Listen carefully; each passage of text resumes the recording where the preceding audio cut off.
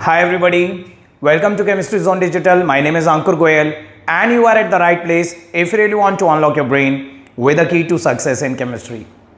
Students, as you all know, recently we started with a very important organic name reaction series by the name Essential 40.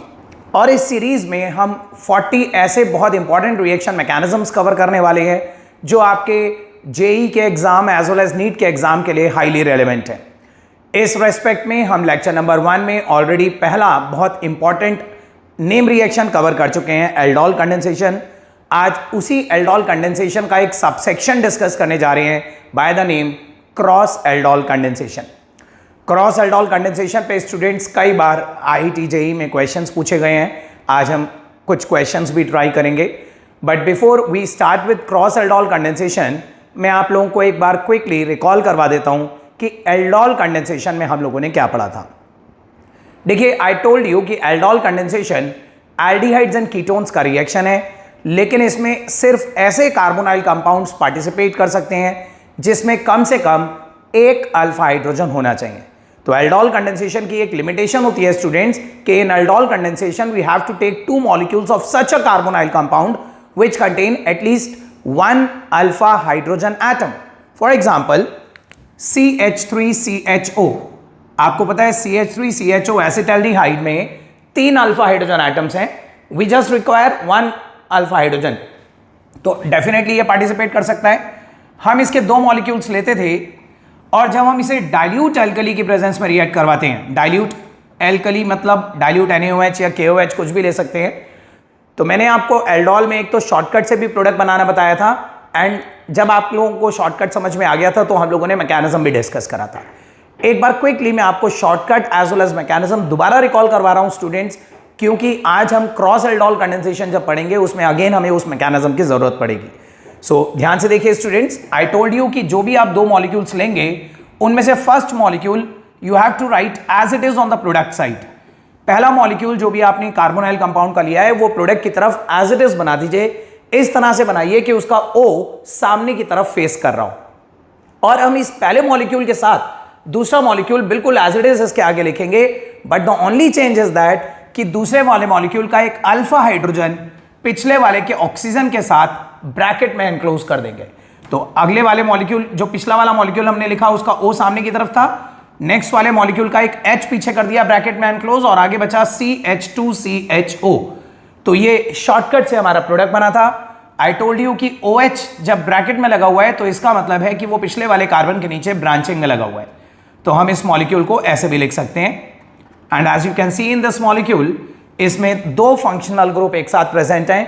एक तो carbonyl group present है जिसमें aldehyde ketone कुछ भी हो सकता है, और एक हाइड्रोक्सी लगा हुआ है बीटा कार्बन पे। This is alpha and this is beta. तो बेसिकली आपको ओरिजिनली एक बीटा हाइड्रोक्सी कार्बोनाइल कंपाउंड मिलेगा। This is a beta hydroxy carbonyl compound.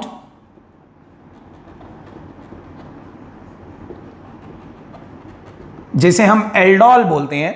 Aldol is a combination of aldehyde and alcohol, लेकिन अगर कीटोन और alcohol भी होगा तो भी आप एल्डोल ही बोलेंगे। और जब हम इस एल्डोल को 400 केल्विन पे हीट करते थे, तो upon heating to 400 kelvin I told you कि अल्फा बीटा पे से डिहाइड्रेशन होती है, which is called the intramolecular dehydration.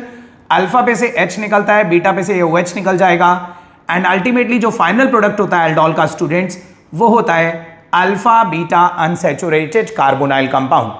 इस केस में हमें ब्यूटूइनल मिला है। Butenal is an alpha beta unsaturated carbonyl compound. तो एल्डोल का शॉर्टकट तो आई सपोज आप लोगों को याद आ गया होगा कि जो भी 2 मॉलिक्यूल्स हमने लिए उसमें से पहला मॉलिक्यूल एज इट इज लिखा, और पहले वाले के ऑक्सीजन के साथ सेकेंड वाले मॉलिक्यूल का एक अल्फा हाइड्रोजन पीछे ब्रैकेट में एनक्लोज कर दिया। इसके बाद अब मैं आपको मैकेनिज्म भी रिकॉल करवाता हूं। मैकेनिज्म में स्टूडेंट्स हम लोगों ने पढ़ा था कि ड्यूरिंग दिस एल्डोल कंडेंसेशन जो भी आप 2 मॉलिक्यूल लेते हो उसमें से एक मॉलिक्यूल इलेक्ट्रोफाइल की तरह बिहेव करता है और दूसरा मॉलिक्यूल न्यूक्लियोफाइल की तरह बिहेव करता है। अब आपको यह समझना है कि कौन सा मॉलिक्यूल न्यूक्लियोफाइल की तरह बिहेव करता है। देखिए, मैं ये जो एल्डोल बना है ना, ये एल्डोल कैसे बना मैकेनिज्म के थ्रू वो समझाता हूं आपको। देखिए, मैकेनिज्म के पहले स्टेप में NaOH डिसोसिएट होता है to give Na positive plus OH negative, and आप सब लोगों को पता है कि OH negative is a Bronsted base. Bronsted base are the proton acceptors. तो OH नेगेटिव एक प्रोटॉन एक्सेप्टर है, इसलिए ये OH नेगेटिव किसी एक मॉलिक्यूल के पास जाएगा. देखिए हम इस मॉलिक्यूल को ऐसे लिख सकते हैं CH2CHO, और इस अल्फा कार्बन के एक हाइड्रोजन को मैंने सेपरेटली हाईलाइट कर दिया. मैंने आपको यह भी बताया था प्रीवियस वीडियो लेक्चर में कि जिन अल्फा कार्बन एटम पे इलेक्ट्रॉन विड्रॉइंग ग्रुप्स लगे होते हैं उन अल्फा कार्बन एटम के हाइड्रोजन एसिडिक हो जाते हैं. तो देखिए इसके पास OH नेगेटिव आएगा which is a Bronsted base, और ये OH नेगेटिव क्योंकि एक ब्रॉन्स्टेड बेस है, प्रोटॉन एक्सेप्टर है, तो यहां से प्रोटॉन को विड्रॉ करके ले आएगा. जब प्रोटॉन को विड्रॉ करेगा तो बॉन्ड के दोनों इलेक्ट्रॉन कार्बन पे ही रह जाएंगे और ये बन जाएगा CH2 नेगेटिव CHO. और any negatively charge species behaves as a nucleophile. तो आप देख सकते हैं ये मॉलिक्यूल हमारा न्यूक्लियोफाइल बन गया. तो ध्यान दीजिए स्टूडेंट्स, न्यूक्लियोफाइल कौन सा वाला मॉलिक्यूल बनता है? इन दोनों मोल्स में से वो मोल न्यूक्लियोफाइल की तरह एक्ट करेगा जिसका आपने अल्फा हाइड्रोजन पीछे विड्रॉ कर लिया. जिसमें से अल्फा हाइड्रोजन यूज करा गया वो न्यूक्लियोफाइल बन गया. अब ये न्यूक्लियोफाइल दूसरे वाले कार्बोनाइल कार्बन पे अटैक करेगा. अब देखिए the another molecule of carbonyl can be written as CH3C double bond OH. इस कार्बन पे पार्शियल पॉजिटिव है, ऑक्सीजन पे पार्शियल नेगेटिव है, तो इट इंप्लाइज कि कार्बन इलेक्ट्रोफिलिक है. तो इस इलेक्ट्रोफिलिक कार्बन पे वो जो हमारे पहले मॉलिक्यूल का न्यूक्लियोफाइल बना है वो न्यूक्लियोफिलिक कार्बन अपने नेगेटिव चार्ज के थ्रू यहां पे अटैक करेगा और ये वाला बॉन्ड टूट के ऊपर जाएगा और आपको मिलेगा CH3CH के ऊपर हो गया students O negative, single bond O negative, और CH के आगे अटैक कर दिया इस न्यूक्लियोफिलिक पार्ट ने CH2CHO. फाइनली इसके पास वाटर मॉलिक्यूल आता है. वही वाटर मॉलिक्यूल जब ये सेकेंड स्टेप में OH ने H पॉजिटिव विड्रॉ करा था तो ये वाटर बन गया था. उसी वाटर में से ये O नेगेटिव एक प्रोटॉन विड्रॉ करके ले आता है और ऊपर OH ग्रुप जनरेट हो जाता है. CH3CHOH CH2CHO. And you can see this is the same molecule of aldol जो हमने शॉर्टकट से बनाया था. और आप ये भी देखिए कि जब O नेगेटिव वाटर में से H पॉजिटिव को वापस निकाल लाएगा तो OH नेगेटिव रीजनरेट हो जाएगा. यानी कि this reaction is a base catalysed reaction. Base is used as a catalyst in this reaction जो एट द एंड रिकवर्ड हो जाता है.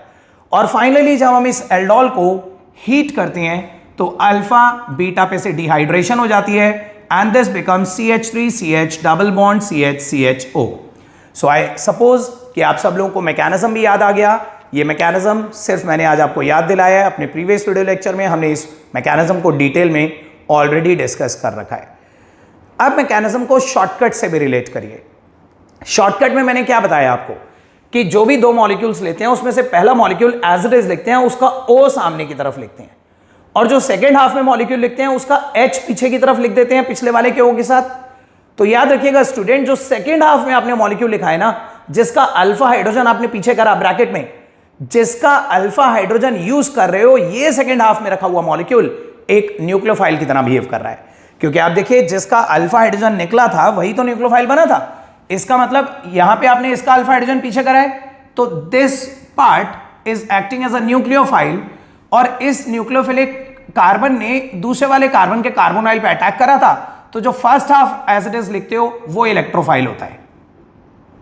तो याद रखिए स्टूडेंट्स, अगर आप मैकेनिज्म नहीं भी कर रहे हैं, if you are making the product by using a shortcut, तो पहला मॉलिक्यूल जो आप एज इट इज लिखते हो वो इलेक्ट्रोफाइल एक्ट करता है, और पहले वाले के O के साथ दूसरे वाले का अल्फा हाइड्रोजन जिसका यूज कर रहे हो वो एक न्यूक्लियोफाइल की तरह एक्ट करता है. So this was the aldol condensation. अब एल्डोल कंडेंसेशन में हम लोगों ने ये पढ़ा, the only limitation of aldol condensation was that कि we need 2 such molecules of carbonyl compounds which contain at least 1 alpha hydrogen, जिनमें अल्फा हाइड्रोजन होना चाहिए. ऐसे 2 मॉलिक्यूल्स लेते हैं. बट ये याद रखिएगा स्टूडेंट्स, एल्डोल कंडेंसेशन में ही अगर हम ये 2 कार्बोनाइल कंपाउंड अलग अलग टाइप्स के ले लें, से ये तो हमने इथेनॉल लिया है, लेकिन अगर हम एक इथेनॉल एक प्रोपेनॉल ले लें, यानी कि when the aldol condensation is carried out between 2 different carbonyl compounds each containing alpha hydrogen, अगर हम aldol condensation 2 अलग अलग कार्बोनाइल्स के बीच में कैरी आउट करें सो दैट दोनों में अल्फा हाइड्रोजन हो, तो उस रिएक्शन को क्रॉस एल्डोल बोलते हैं. और उस क्रॉस एल्डोल कंडेंसेशन में you are going to obtain 4 products, जिसमें से 2 सेल्फ प्रोडक्ट होंगे और 2 क्रॉस प्रोडक्ट होंगे। So students, in simple cross aldol की थ्योरी हम ये कह सकते हैं, if the aldol condensation is carried out between 2 different carbonyl compounds each containing alpha hydrogen, then we are going to get 4 possible products, out of which 2 will be self product and 2 will be the cross product. अब एक example के through समझते हैं कि ये self product और cross product का क्या मतलब है और शॉर्टकट से 4 डिफरेंट प्रोडक्ट्स कैसे बनाए जाएंगे और उन शॉर्टकट से बनाए हुए प्रोडक्ट्स को इलेक्ट्रोफाइल और न्यूक्लियोफाइल कैसे डिसाइड करेंगे, उसको मैकेनिज्म से कैसे रिलेट करेंगे। So let's start with the cross aldol condensation. देखिए students, let us carry out a cross aldol condensation between ethanol CH3CHO, आप देख सकते हैं इसमें भी अल्फा हाइड्रोजन एटम्स हैं, एंड प्रोपेनॉल CH3CH2CHO। शॉर्टकट देखिए, जब हम इन्हें डाइल्यूट NaOH या KOH से रिएक्ट करवाएंगे तो मैंने आपको क्या बताया कि इन दोनों में से कोई एक मॉलिक्यूल एज इट इज लिखेंगे और उसके ऑक्सीजन के साथ दूसरे वाले मॉलिक्यूल का अल्फा हाइड्रोजन ऐड करेंगे। अब यहां पे 2 पॉसिबिलिटीज हो सकती हैं। पहली पॉसिबिलिटी तो ये कि ये पहला मॉलिक्यूल इथेनॉल का एज इट इज लिखो और इथेनॉल के ऑक्सीजन के साथ प्रोपेनॉल का अल्फा हाइड्रोजन करो, यानी कि first possibility is this CH3CHO और इसके O के साथ, नाउ केयरफुल स्टूडेंट्स, ये याद रखिएगा, जब इसके O के साथ दूसरे वाले मॉलिक्यूल का अल्फा हाइड्रोजन लोगे तो ये अल्फा है और ये बीटा है, आपको ये वाला बीटा हाइड्रोजन नहीं ले लेना। कई बार स्टूडेंट्स शॉर्टकट में ये मिस्टेक करते हैं कि जो पीछे वाला हाइड्रोजन होता है वही पीछे ले लेते हैं। आपको ये देखना है कि कहीं पीछे वाला बीटा या गामा कार्बन ना हो, तो आपको अल्फा कार्बन एटम पे लगे हुए हाइड्रोजन पीछे करने हैं। सो आप क्या करेंगे, ये जो बीटा में मिथाइल लगा हुआ है, इस मिथाइल को नीचे बेंड कर देंगे सो दैट अल्फा ऑक्सीजन के सामने आ जाए, और अब आप इसका H पीछे की तरफ इसके O के साथ एनक्लोज करेंगे तो ये हो जाएगा CH3CH2CHO। तो एक बार फिर से सुनिए, पहला मॉलिक्यूल हमने इथेनॉल का लिया और इथेनॉल के ऑक्सीजन के साथ प्रोपेनॉल का अल्फा हाइड्रोजन पीछे ब्रैकेट में एनक्लोज कर दिया। बट एक पॉसिबिलिटी ये भी है स्टूडेंट्स कि हम पहला मॉलिक्यूल प्रोपेनॉल का एज इट इज लिखें और प्रोपेनॉल के ऑक्सीजन के साथ इथेनॉल का अल्फा हाइड्रोजन पीछे ब्रैकेट में एनक्लोज करें। इस केस में जो हमने पहला मॉलिक्यूल एज इट इज लिखा इथेनॉल, वो इलेक्ट्रोफाइल है, और जो सेकंड हाफ में लिखा जिसका अल्फा हाइड्रोजन पीछे करा प्रोपेनॉल, वो एक न्यूक्लियोफाइल है। तो ethanol is acting as an electrophile and propanol is acting as a nucleophile. इस केस में प्रोपेनॉल हमने पहले लिखा, उसका ऑक्सीजन यूज कर रहे हैं हम, तो propanol is an electrophile. Ethanol हम सेकंड हाफ में लिख रहे हैं, उसका H पीछे कर रहे हैं, तो ethanol is acting as a nucleophile. Plus अब ये तो 2 हो गए क्रॉस प्रोडक्ट, इसका इसके साथ और इसका इसके साथ, 2 होंगे सेल्फ प्रोडक्ट।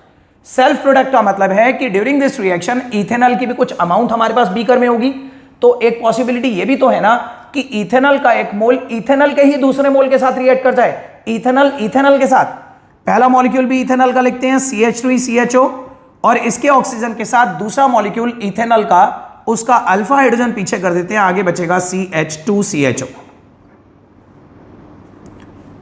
सिमिलरली अब प्रोपेनॉल के साथ, प्रोपेनॉल का पहला मॉलिक्यूल है CH3CH2CHO, और प्रोपेनॉल के ऑक्सीजन के साथ प्रोपेनॉल का ही एक अल्फा हाइड्रोजन पीछे कर देंगे CH3CH2। तो ये हमने शॉर्टकट से चारों के एल्डोल बनाए स्टूडेंट्स। आई होप आप सब लोगों को ये क्लियर हो गया होगा कि सेल्फ प्रोडक्ट और क्रॉस प्रोडक्ट से हमारा क्या मतलब है। आपको ये तो पता ही है कि एल्डोल कंडेंसेशन में हम एक मॉलिक्यूल का ऑक्सीजन और दूसरे वाले मॉलिक्यूल का अल्फा हाइड्रोजन ब्रैकेट में एनक्लोज करते हैं। तो जब आप 2 अलग अलग कार्बोनाइल लेकर चलोगे तो यहां पे मल्टीपल पॉसिबिलिटीज हो जाएंगी। जैसे सबसे पहले इस केस में हमने इथेनॉल के ऑक्सीजन के साथ प्रोपेनॉल का अल्फा हाइड्रोजन लिया, फिर एक पॉसिबिलिटी ये थी कि प्रोपेनॉल के ऑक्सीजन के साथ इथेनॉल का अल्फा हाइड्रोजन ले लिया, ये दोनों तो हो गए क्रॉस प्रोडक्ट एक दूसरे के साथ। फिर एक सेल्फ प्रोडक्ट हो गया, इथेनॉल के ऑक्सीजन के साथ इथेनॉल का ही अल्फा हाइड्रोजन, यहां पे इथेनॉल ही इलेक्ट्रोफाइल एक्ट कर रहा है और इथेनॉल का ही दूसरा मोल न्यूक्लियोफाइल एक्ट कर रहा है। फिर एक पॉसिबिलिटी हो गई कि प्रोपेनॉल के ऑक्सीजन के साथ प्रोपेनॉल के ही दूसरे मोल का अल्फा हाइड्रोजन, यहां पे प्रोपेनॉल ही इलेक्ट्रोफाइल है और प्रोपेनॉल ही न्यूक्लियोफाइल है। और फाइनली हम इन प्रोडक्ट्स को 400 केल्विन पे हीट करेंगे, तो each of these product will undergo intramolecular dehydration alpha beta carbon पे से वाटर निकलेगा और अनसैचुरेशन आ जाएगी।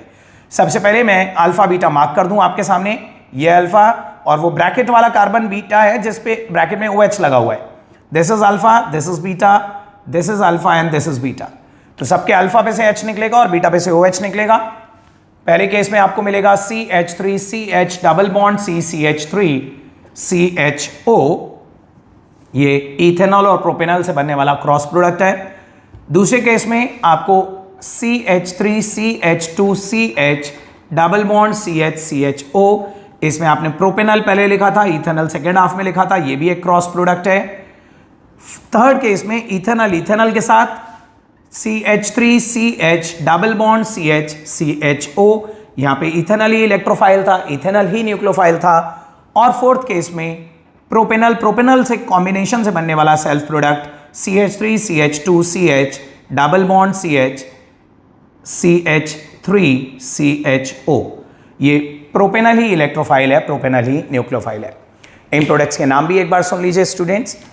लॉन्गेस्ट चेन होगी 1 2 3 4, this is 2 methyl butanol, this is 1 2 3 4 5, this is pent 2 en al, 5 carbon की चेन है, पेंट 2 पे इन और CHO के लिए अल, पेंट 2 इन अल।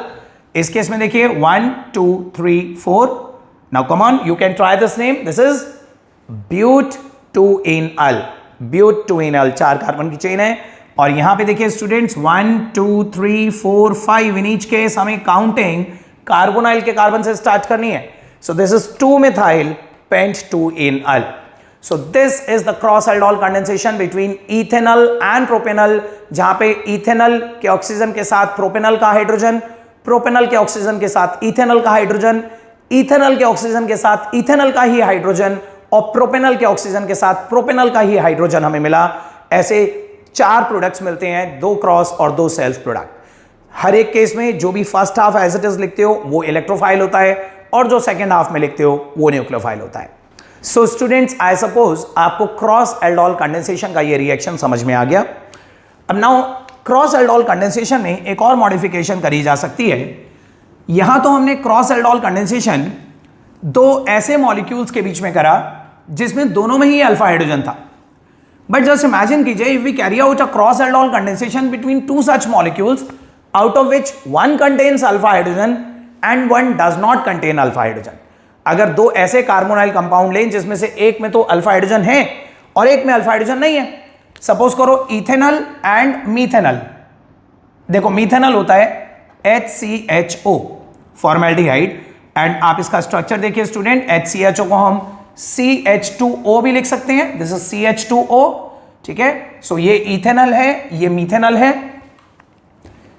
इनके बीच में जब हम डाइल्यूट NaOH से क्रॉस एल्डोल करेंगे, मैंने आपको क्या बताया, पहले वाले मॉलिक्यूल के ऑक्सीजन के साथ दूसरे वाले मॉलिक्यूल का अल्फा हाइड्रोजन चाहिए होता है। बट जस्ट इमेजिन कि अगर मीथेनॉल में अल्फा हाइड्रोजन है ही नहीं तो आप इथेनॉल के ऑक्सीजन के साथ मीथेनॉल का अल्फा हाइड्रोजन तो नहीं ले सकते, वो वाले क्रॉस प्रोडक्ट की पॉसिबिलिटी तो यहां पे रूल आउट हो गई।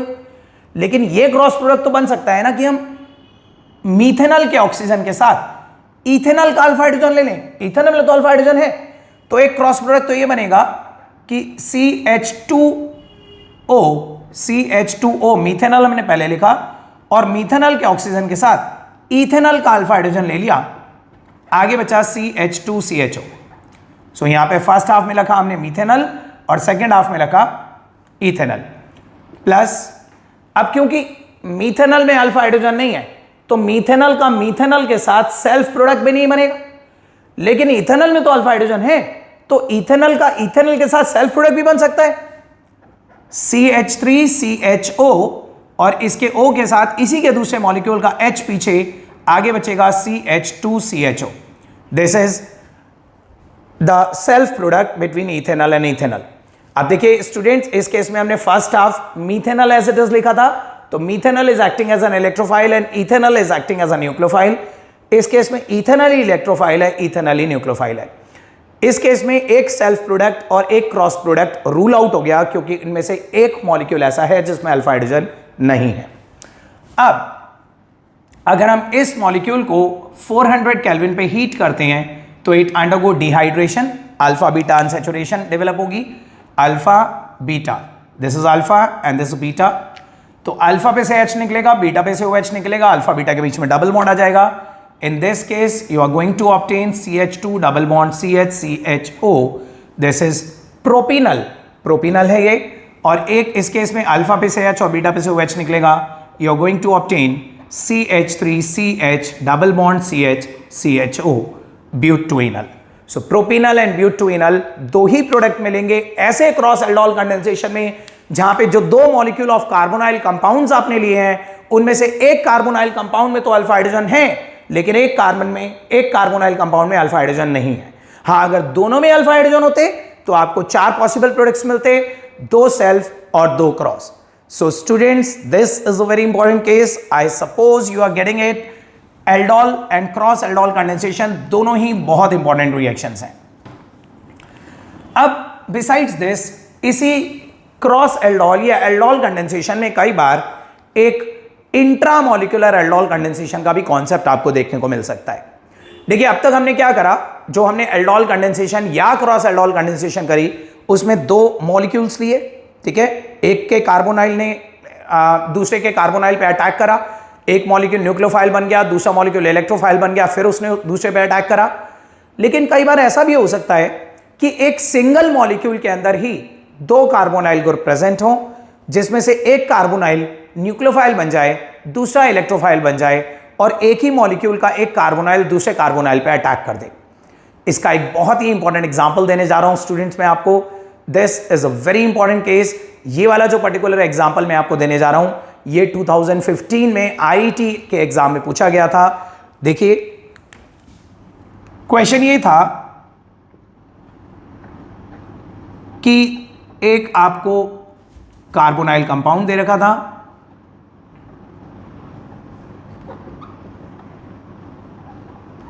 ये देखिए, ये एक साइक्लोहेक्सेन की रिंग है जिसके यहां पे कीटोन लगा हुआ है और यहां पे 1 2 3 4 5 कार्बन की एक चेन लगी हुई है। ये कंपाउंड था क्वेश्चन में, इसके आगे एरो पे लिखा था aqueous KOH and followed by heat, heating भी लिखी थी 400 kelvin, and we were suppose to decide the product, हमें प्रोडक्ट डिसाइड करना था। अब देखिए स्टूडेंट्स, इस मॉलिक्यूल में 2 कार्बोनाइल ग्रुप प्रेजेंट हैं और दोनों के रेस्पेक्ट में अल्फा हाइड्रोजन एटम्स प्रेजेंट है। इसका अल्फा हाइड्रोजन ये है, ये भी है, इसका अल्फा हाइड्रोजन ये है, यहां पे भी होगा। बिसाइड्स दिस, ये जरूर याद रखिए स्टूडेंट्स कि whenever we carry out an intramolecular aldol condensation, तो during that intramolecular aldol condensation the ring formation take place, ring closure take place, एक रिंग की फॉर्मेशन होती है। देखिए, मैं आपको इस रिएक्शन का मैकेनिज्म भी दिखाता हूं और मैकेनिज्म के थ्रू देखते हैं कि प्रोडक्ट क्या बनेगा। देखिए, मैकेनिज्म के पहले स्टेप में यू ऑल नो कि KOH डिसोसिएट होगा OH नेगेटिव देने के लिए। अब वो OH नेगेटिव इस मॉलिक्यूल के पास जाएगा। अब ध्यान से देखिएगा, इस मॉलिक्यूल को क्या हम ऐसे लिख सकते हैं, CH2 CH2 C double bond O CH CH3, ये यही वाली चेन है जो बॉन्ड लाइन फॉर्मेट में दिखा रखी थी। इसमें कार्बोनाइल के बराबर में ये अल्फा कार्बन है। ये OH नेगेटिव क्या करेगा, सबसे पहले इस अल्फा हाइड्रोजन को विड्रॉ करेगा। So this OH negative will withdraw this H positive, और H पॉजिटिव पे विड्रॉ होने पे बॉन्ड के दोनों इलेक्ट्रॉन इसी कार्बन पे रह जाएंगे, तो ये बन जाएगा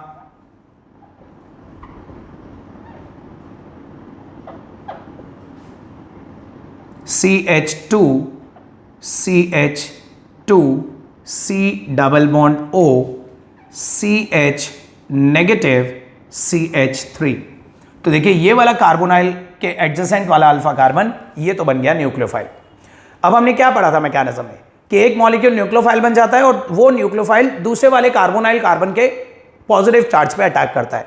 तो देखिए, ये तो इस वाले कार्बोनाइल का एडजेसेंट कार्बन तो बन गया न्यूक्लियोफाइल। ये जो दूसरा कार्बोनाइल है, ये इलेक्ट्रोफिलिक साइट प्रोवाइड करेगा, इसके कार्बन पे पार्शियल पॉजिटिव चार्ज प्रेजेंट है यहां पे। तो ये मॉलिक्यूल जो न्यूक्लियोफाइल बना, ये nucleophilic carbon will make an attack over this carbon atom, electrophilic carbon atom.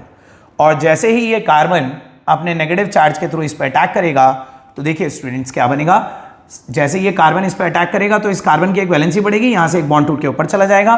तो बहुत ध्यान से ऑब्जर्व करिएगा, रिंग क्लोजर होने वाली है यहां पे, ये बनेगा O नेगेटिव, ये तो O single bond O negative हो जाएगा, यहां पे CH2 ये वाला, फिर ये CH2 ये वाला, फिर ये C डबल बॉन्ड O ये, फिर ये CH ये वाला CH, इस CH ने अटैक कर दिया इस कार्बन पे और ऊपर लगा हुआ है CH3। So I hope you are getting this. एक बार फिर से देखिए, इस कार्बन पे नेगेटिव आया था क्योंकि इसका H अल्फा हाइड्रोजन पे लगा हुआ हाइड्रोजन एसिडिक होता है, तो ये हाइड्रोजन बेस विड्रॉ करके ले गया, और जैसे ही ये हाइड्रोजन बेस विड्रॉ करके ले गया तो यहाँ पे कार्बन पे न्यूक्लियोफिलिक साइट डेवलप हो गई, और इस न्यूक्लियोफिलिक कार्बन ने दूसरे कार्बोनाइल के इलेक्ट्रोफिलिक कार्बन पे अटैक कर दिया। जैसे ही ये कार्बन इस पे अटैक करेगा तो आप देखिए रिंग क्लोजर हो जाएगा, इस अल्फा कार्बन पे एक मिथाइल बाहर निकला हुआ था वो अभी भी लगा हुआ है, इसके पास वही वाटर आएगा। ये देखिए जो OH नेगेटिव यहाँ से H पॉजिटिव को विड्रॉ करके गया था तो ये वाटर बन गया था, यहाँ पे वाटर निकला था, वही वाटर आएगा HOH, और आपकी बार ये न्यूक्लियोफिलिक ऑक्सीजन, ये ऑक्सीजन अपने नेगेटिव चार्ज के थ्रू यहाँ से प्रोटॉन को विड्रॉ करेगा और वो OH बन जाएगा। तो ये मॉलिक्यूल क्या बन जाएगा स्टूडेंट्स, ध्यान से देखिए, दिस विल बिकम नाउ, यहां पे C डबल बॉन्ड O लगा हुआ है, यहां CH3 लगा हुआ है और यहां OH लगा हुआ है, ठीक है। This is 1 2 3 4, 1 2 3 4। अब फाइनली जब हम इसे 400 केल्विन पे हीट करेंगे तो upon heating to 400 kelvin I told you कि अल्फा बीटा डिहाइड्रेशन होती है, जिसे हम इंट्रामोलिकुलर डिहाइड्रेशन भी बोलते हैं, एलिमिनेशन ऑफ वाटर होगा। और ये देखिए ये फंक्शनल ग्रुप है, फंक्शनल ग्रुप के बराबर वाला ये कार्बन अल्फा कार्बन है जिस पे मिथाइल लगा हुआ है, और मिथाइल के बराबर वाला ये वाला कार्बन ये बीटा कार्बन है जिस पे OH लगा हुआ है। तो इस अल्फा कार्बन पे से एक H निकलेगा, बीटा पे से OH निकलेगा, एंड अल्फा बीटा के बीच में एक डबल बॉन्ड डेवलप हो जाएगा। देखिए ये दो रिंग्स, यहां पे डबल बॉन्ड है, यहां CH3 है और यहां एक डबल बॉन्ड आ जाएगा, this is the double bond.